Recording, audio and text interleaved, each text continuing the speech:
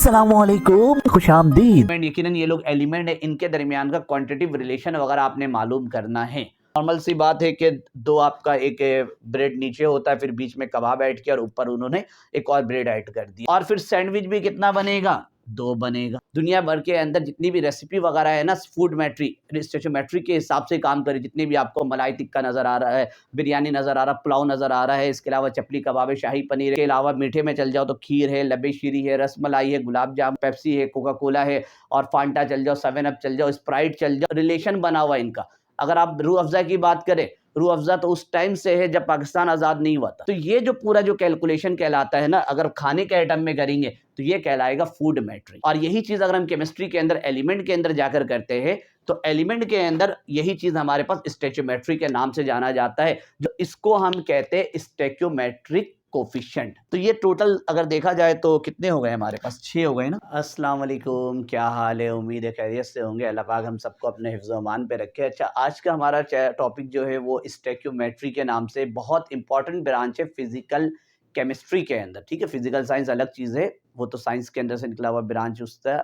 ये केमिस्ट्री के अंदर का फिजिकल केमिस्ट्री का ब्रांच है, जो कि बहुत अहम किरदार अदा करता है केमिस्ट्री के अंदर। अब इसके अंदर अगर डेफिनेशन सिर्फ नाम से अगर देखा जाए तो स्टेक्यो का मतलब होता है, यहाँ तक जो है इसका मतलब है एलिमेंट। अभी हम पूरा देखेंगे क्या मतलब है, कैसा है एलिमेंट। और मैट्री का मतलब मेजरमेंट के लिए इस्तेमाल होता है। ये मेजरमेंट क्या चीज़ है, कैसे है, ये सारी चीज़ें डेफिनेशन इसका यहाँ लिखा हुआ है। इसी डेफिनेशन को समझना है। न्यूमेरिकल तो मैं आपको अगले वाले पार्ट में करवाऊंगा। Study of quantitative relation between reactant and product. अब ये जो टर्म आपको नजर आ रहा है, रिएक्टेंट और प्रोडक्ट, ये दोनों कौन होते हैं? तो आप लोगों ने कई बार रिएक्शंस देखे होंगे कि जैसे कहीं पे नजर आ रहा है H2 है और यहाँ पर O2 है, और एरो के बाद H2O लिखा हुआ है कि हाइड्रोजन और ऑक्सीजन मिलेगा, उससे बन जाएगा वाटर। बहुत सारे रिएक्शंस वगैरह ऐसे ही होता है कि एरो से पहले कोई चीज़ होता है और एरो के बाद कोई चीज़ होता है। तो एरो से पहले वाला जो चीज़ होता है उसको हम कहते हैं रिएक्टेंट, और एरो के बाद वाला जो चीज़ होता है उसे हम कहते हैं प्रोडक्ट। तो यही इसके अंदर लिखा हुआ है, रिएक्टेंट और प्रोडक्ट का केमिकल रिएक्शन। केमिकल रिएक्शन कौन है? इस पूरे को हम केमिकल रिएक्शन कहेंगे। जहाँ रिएक्टेंट आ जाए और प्रोडक्ट है, दोनों चीज़ें बीच में एरो है, तो इस चीज़ को हम केमिकल रिएक्शन कहेंगे। तो ये एक केमिकल रिएक्शन हो गया। और using balance chemical equation. Balance का मतलब कि आपके पास जो केमिकल रिएक्शन है ना, वो बैलेंस होना चाहिए। जैसे कि ये बैलेंस नहीं है। बैलेंस कैसे किया जाए कि ये आपको मेरे चैनल पे ही मिल जाएगा, बैलेंस केमिकल इक्वेशन के नाम से लिखिए, असर इरफान शेख। तो ये हाइड्रोजन यहाँ पे 2 बार है, यहाँ पे 2 बार है, ठीक है। क्या ऑक्सीजन बैलेंस है? ऑक्सीजन बैलेंस नहीं है। और स्टोइचियोमेट्री के लिए बैलेंस होना बहुत लाजमी, सबसे पहला शर्त ही यही होता है जब इसका न्यूमेरिकल सॉल्व करते हैं, तो हमारा इक्वेशन बैलेंस है कि नहीं है। तो हाइड्रोजन यहाँ 2 बार है, यहाँ 2 बार है, साइड है। ऑक्सीजन यहाँ 2 बार है, यहाँ कितनी बार है? 1 बार। अगर मैंने यहाँ पे 2 लिख दिया तो ऑक्सीजन हो गया बैलेंस, लेकिन हाइड्रोजन हो गया डिसबैलेंस। तो हाइड्रोजन को आपने चेक करना है, तो हाइड्रोजन यहाँ पर आप लगा दीजिए 2, तो 2 2 जा 4, 2 2 जा 4, हाइड्रोजन भी बैलेंस और दोनों तरफ ऑक्सीजन भी बैलेंस हो गया। ये आपका बैलेंस केमिकल इक्वेशन ये कहलाएगा। ये तो हो गया जनरल टर्म जो डेफिनेशन के अंदर लिखा हुआ था, केमिकल रिएक्शन किसको बोलते हैं, इसके अलावा बैलेंस केमिकल इक्वेशन किसको कहते हैं, ये सारी चीजें हम देख ली। असल चीज यहाँ पर है कि स्टडी ऑफ क्वांटिटिव रिलेशन, कि इनके दरमियान जो एलिमेंट, यकीनन ये लोग एलिमेंट है, इनके दरमियान का क्वांटिटिव रिलेशन वगैरह आपने मालूम करना है।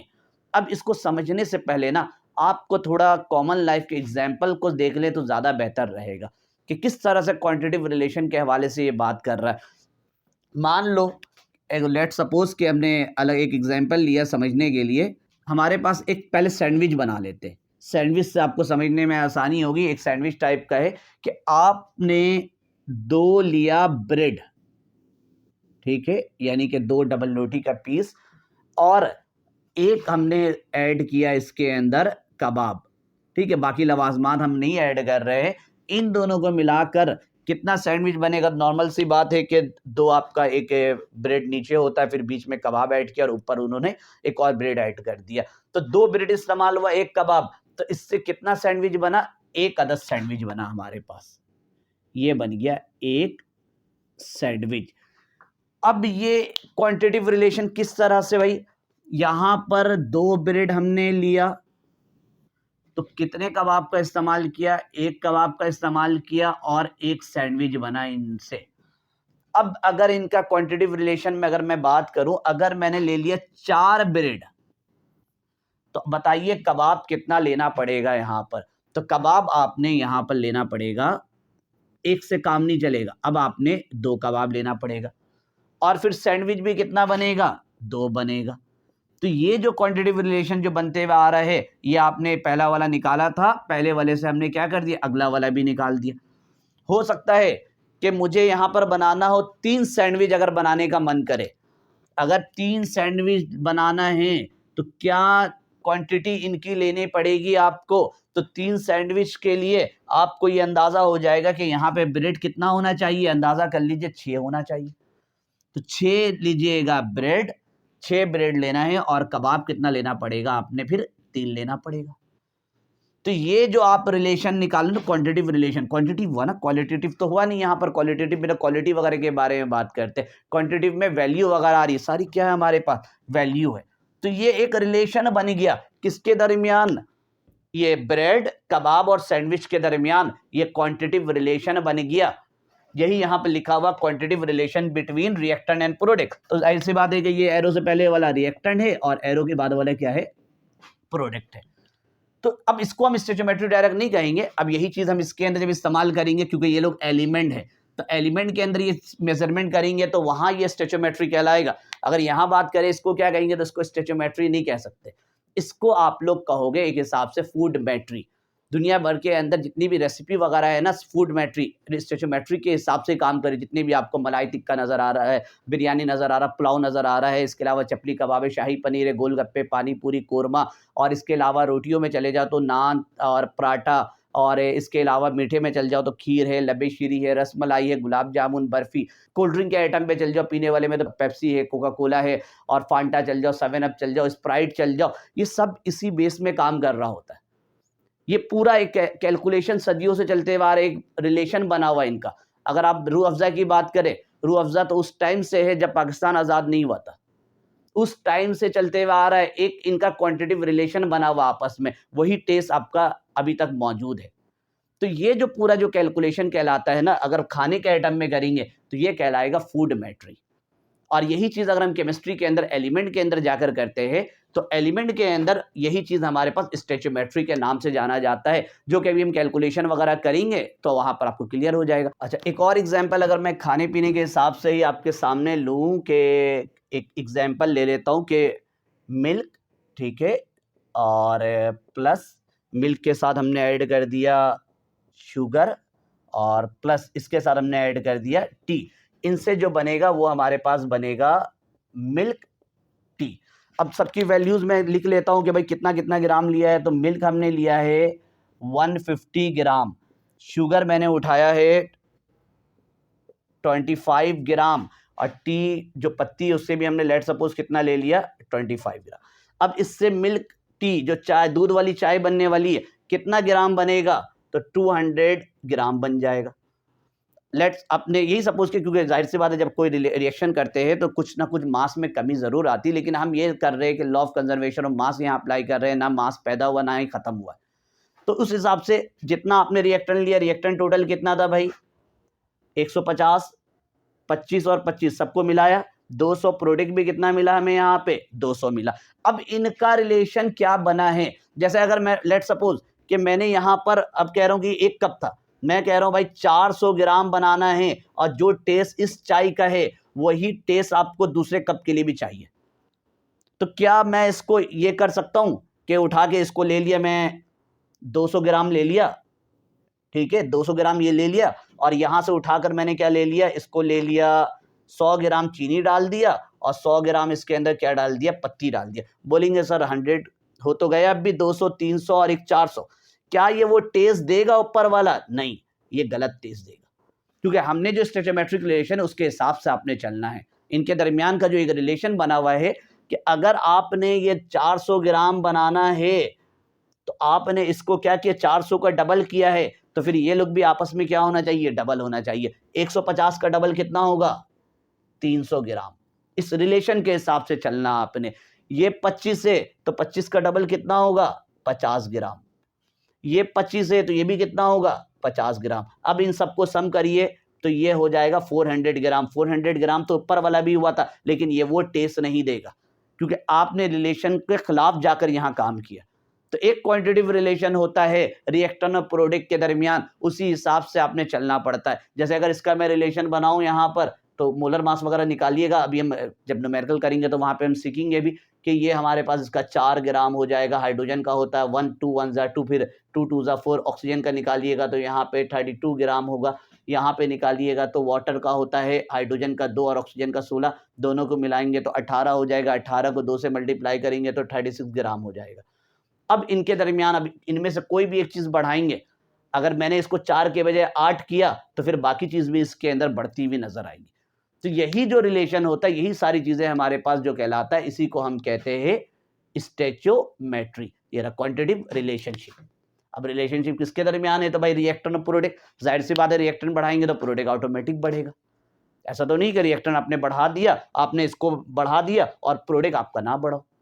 यहां पर अगर मैंने ब्रेड यानी बन ये ब्रेड और अगर कबाब को मैंने बढ़ाया तो लाजमी सी बात है कि सैंडविच वहां बढ़ता जाएगा। अब ऐसा नहीं कि आपने यहाँ पर ब्रेड को ले लिया 100, कबाब ले लिया 10 और सैंडविच आपका 2 ही अदद मिला, क्योंकि जब जब ये लोग आपस में मिलेंगे तो आपस में प्रोडक्ट बढ़ता रहेगा और एक क्वांटिटिव रिलेशन, ना ज्यादा ना कम, उस रिलेशन को फॉलो करते हुए चलेंगे। तो इनमें जो लिखना है लिखिए, फिर मैं आगे बढ़ता हूँ। इसके अंदर कुछ और चीजें भी आपके सामने, बल्कि वहीं पर जगह है। जब भी आप स्टोइचियोमेट्री का न्यूमेरिकल करते हो तो एक चीज का ख्याल रखना, कुछ बच्चे गलती कर जाते हैं डायरेक्ट के चक्कर में। सबसे पहले आपने ये चेक करना पड़ता है, रूल है दुनिया भर में, जब कॉपी चेक कर रहे होते हैं तो कॉपी के अंदर ना बाज़ औक़ात डायरेक्ट ना बच्चे बहुत शॉर्ट के चक्कर में गलत कर जाते हैं और एग्जाम में फिर उनको नंबर कम मिल जाता है। तो सबसे पहले आपने ये चेक करना है, first check balance chemical equation. ये फर्स्ट चेक बैलेंस, CHE, क्या इक्वेशन बैलेंस है कि नहीं है। दूसरे नंबर में आपने कन्वर्ट करना है, कन्वर्ट इनटू मोल यूनिट। यानी कोई भी अगर सवाल अगर आपको मास में दिया हुआ होगा ना, तो आपने मास में काम नहीं करना है, आपने उसको मोल में लाजमी कन्वर्ट करना है। बहुत सारी कॉपी हम चेक कर रहे थे, इवन के टीचर्स भी बाजों का डायरेक्ट मास, अभी रिलेशन बता दो कौन कौन सा रिलेशन स्टोइचियोमेट्री का होता है, डायरेक्ट कर देते, कट जाता है पेपर के अंदर। शॉर्ट के चक्कर में ना बड़ा आसान होता है। मैं आपको दोनों मेथड अभी न्यूमेरिकल में करवा दूंगा, एक शॉर्ट वाला भी, पहले तो ओरिजिनल वाला करवाऊंगा, और जो नॉर्मल चलते हुए आ रहे कोचिंग्स के अंदर, कॉलेजेस के अंदर, वो भी मैं आपको करवा दूंगा कि वो डायरेक्ट के चक्कर में बच्चा बड़ा खुश होता है, वाह मजा आ गया, आधे पेज में आंसर आ गया। अब वो करता है पेपर के अंदर जाकर, प्रोफेसर बाजों का नंबर कट कर देते हैं उनका। तो आपने वो शॉर्ट वाला नहीं करना है, क्योंकि पेपर में 5 बार परफॉर्म नहीं करना है, पेपर में सिर्फ 1 बार परफॉर्म करना है। एक बार ही में ही आपने दिखाना है कि मुझे सब कुछ आता है। तो पहला आपने चेक करना है कि इक्वेशन बैलेंस है कि नहीं है, फर्स्ट चेक बैलेंस इक्वेशन, ठीक है। दूसरे नंबर में आपने मोल में कन्वर्ट कर देना है। फिर तीसरे नंबर में जिस यूनिट में आपको चाहिए हो, कन्वर्ट इनटू डिजायर यूनिट। ये भी अभी जब करूंगा तो क्लियर हो जाएगा, कन्वर्ट इनटू डिजायर यूनिट, कि भाई किस यूनिट में हमने इसे बाद में कन्वर्ट करना है, जो भी टारगेट दिया हुआ हो। तो स्टोइचियोमेट्री के अंदर इन 3 चीजों का ख्याल रखना। हमारे बच्चे क्या करते हैं, पहला वाला तो ध्यान देने की जरूरत नहीं, क्योंकि ऑलरेडी वो बैलेंस करके देते। दूसरा वाला मैक्सिमम बच्चे गलत कर जाते हैं, और एक मेथड वो लगा रहे होते, एक्स वाला मेथड, वो शॉर्टकट मेथड है, एप्टीट्यूड में काम आ जाएगा। मैं आपको वो भी करके दिखाऊंगा ताकि आपको पता चल जाए कि मुझे भी आता है। ऐसा ना हो कि आपको लगेगा अच्छा सर को शॉर्ट वाला नहीं आता इसलिए लॉन्ग वाला करवा रहे। लॉन्ग वाला करवाने की वजह यह है कि आपको पेपर में अगर 4 नंबर चाहिए तो आपको लॉन्ग मेथड से गुजरना पड़ेगा। एप्टीट्यूड में डायरेक्ट शॉर्ट मेथड लगा सकते हो, बहुत आसान होता है शॉर्ट मेथड, मजा आता करने में शॉर्ट मेथड। टीचर के लिए भी बड़ा आसानी हो जाता है, शॉर्ट मेथड मैं भी करवा दूं, मेरे लिए भी आसानी हो जाएगा। लेकिन मैं शॉर्ट नहीं करवाऊंगा, लॉन्ग भी करवाऊंगा, और आखिरी में शॉर्ट इसलिए करवा दूंगा ताकि आपको क्लियर हो जाए कि आपका जो सामने टीचर खड़ा हुआ उसको भी शॉर्ट मेथड आता है। इसमें जो लिखना है लिखें। इसके बाद मैं आपको स्टोइचियोमेट्री के टाइप्स बताता हूं कि स्टोइचियोमेट्री के कितने टाइप्स हमारे कोर्स के अंदर मौजूद है और कितने तरह के टाइप्स हो सकते हैं। तो इसमें जो लिखना है लिखे, मैं पीछे हट रहा हूं, आप लिख लीजिए इसे। अच्छा, पूरा नहीं मिटाया, कुछ याद आ गया था। अच्छा, ये जो आपको नंबर नजर आ रहा है ना, जैसे यहाँ पे लिखा हुआ है 2, ठीक है, यहाँ पे कुछ नहीं है तो यहाँ मौजूद है 1, यहाँ पे मौजूद है 2। इसी तरह से यहाँ पर अगर मैंने नॉर्मल एक लाइफ का एग्जांपल है फूड मैट्री का, ये जो नंबर आपको नजर आ रहा है ना, स्टोइकियोमेट्री के अंदर, ये स्टोइकियोमेट्री के अंदर इसका खास नाम होता है ये, और यहाँ पे ये जो नजर आ रहा है, ये अगर मैं इधर मिला दूं तो इसको हम कहते हैं स्टोइकियोमेट्रिक कोफिशिएंट, STOICHIOMETRIC।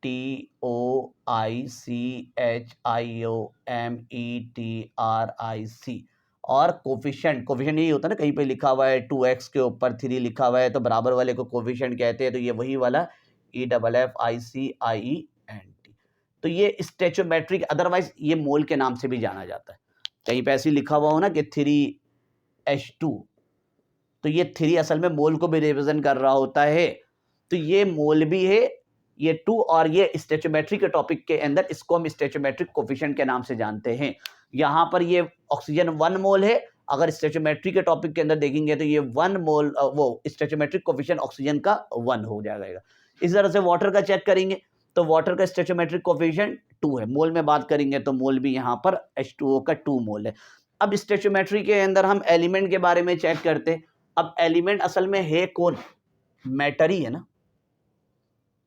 एलिमेंट अगर हम बात करें भाई, मैटर के डेफिनेशन से निकल कर आता है कि मैटर वो चीज़ है जिसका मास है और जिसका वॉल्यूम है। अब वो चीज़ कुछ भी हो सकता है, एलिमेंट और सब्सटेंस तो कुछ भी हो सकता है। तो मैटर के अंदर 2 चीज़ एग्जिस्ट करता है, मास है और दूसरा क्या है? वॉल्यूम है। तो अगर मैं स्टोइकियोमेट्री के टाइप्स निकालना चाहूँ तो इसी के अंदर से निकलेगा कि हो सकता है सवाल के अंदर आपको मास दिया हुआ हो, आपको वॉल्यूम निकालने दे दिया जाए, एक चीज वो निकाल कर देगा, एक चीज हम निकालेंगे वहां पर। तो अगर मैं इसको रिलेशन में, अच्छा ये भी हो सकता है कि आपको सवाल में मास गिवन दिया हुआ हो एक चीज का, जैसे H2 का मास दे दिया हो और H2O का मास आपको निकालने कहा जा रहा हो। तो इसको अगर हम देखें तो ये डिवाइड होता है, एक कहलाता है ये मास मास रिलेशनशिप, ये रहा, क्योंकि बुक के अंदर आपको यही पहला नजर आएगा मास मास रिलेशनशिप के नाम से। एक और मुमकिन है, हो सकता है सवाल के अंदर मास गिवन हो और आपको वॉल्यूम पूछ लिया जाए आपसे, तो दूसरा रिलेशन जो इसके अंदर बनेगा सेकंड में, वो बनता है मास वॉल्यूम रिलेशनशिप। तीसरे नंबर में अगर हम चेक करें, कुछ बच्चे ना यहाँ पर ये होता है कि सर अगर वॉल्यूम गिवन दे दे और मास मालूम कर लें तो ये लोग एक ही यूनिट में काउंट होते हैं, इसको अलग से हम नहीं पढ़ते। तो मैं इसी के साथ लिख देता हूँ इसी यूनिट में कि वॉल्यूम मास रिलेशनशिप, यानी कि अब तक 2 ही हुआ है। तीसरा ये भी हो सकता है कि आपको ना वॉल्यूम गिवन दे दें और वॉल्यूम ही मालूम करने कहें, तो इसको हम कहते हैं वॉल्यूम वॉल्यूम रिलेशनशिप। कितने हो गए भाई? 3 हो गए। बुक में 3 ही है, लेकिन इंटरनेट के अंदर आप चेक करोगे तो एक बहुत अहम रिलेशन भी होता मोल का, तो मोल से भी रिलेशन निकल कर आता है। तो अगर मैं यहाँ पे मास और वॉल्यूम के बजाय एक और ऐड कर दूं कि मोल के बेस में रिलेशन अगर मैं बनाना चाहूं तो ये मजीद और बढ़ जाएगा, सॉरी मास नहीं, मोल के बेस में। तो कौन सा रिलेशन और आ जाएगा? ये हो सकता है मजीद, अगर मैं 3 और ऐड करूं, भले आपके कोर्स के अंदर नहीं है लेकिन इंटरनेट के अंदर और आपको इंटरनेट में मिल जाएगा। एक रिलेशन ये हो सकता है मोल मोल रिलेशनशिप, कोर्स में नहीं है डायरेक्ट ये नाम, नॉट इन आवर कोर्स, लेकिन दुनिया भर की किताबों के अंदर ये रिलेशन मौजूद है। हत्ता कि अभी मैं आपको करवाऊंगा भी ना मास वाला, तो मोल के रास्ते से होते हुए जाना आपने, मोल के बगैर हम नहीं काम करेंगे। अगर आपने मोल के बगैर काम किया, अगर आपके कहीं पर करवाया हुआ है कोचिंग और कॉलेज के अंदर, तो बेहतर है कि मोल वाला काम से ही चाहिए, डायरेक्ट मास वाला काम नहीं करिए। आसान लगता है लेकिन उसको फॉलो मत करिए, नंबर कट जाएगा। एक ही तो सवाल करना है पेपर में। अभी हो सकता है प्रैक्टिस के वक्त 4-5 सवाल करने में ना बड़ा अकड़ला होता है यार, बार बार मोल निकालना, काम तो है नहीं फालतू में। भाई एग्जाम में सिर्फ एक बार करना है, एक बार एग्जामिनर से नंबर निकालना है आपने, तो आपने जो तरीका है उसी तरीके को फॉलो करें। दुनिया भर में यही है, नेट पे लिखिएगा स्टेप्स ऑफ स्टोइकियोमेट्री, वो शुरू में बता देगा कि बैलेंस करना, दूसरे नंबर में मोल में कन्वर्ट करना है। आप इंटरनेट में जाके चेक कर सकते हो और फिर अपनी किताब टेक्स्ट बुक में भी चेक कर सकते हो।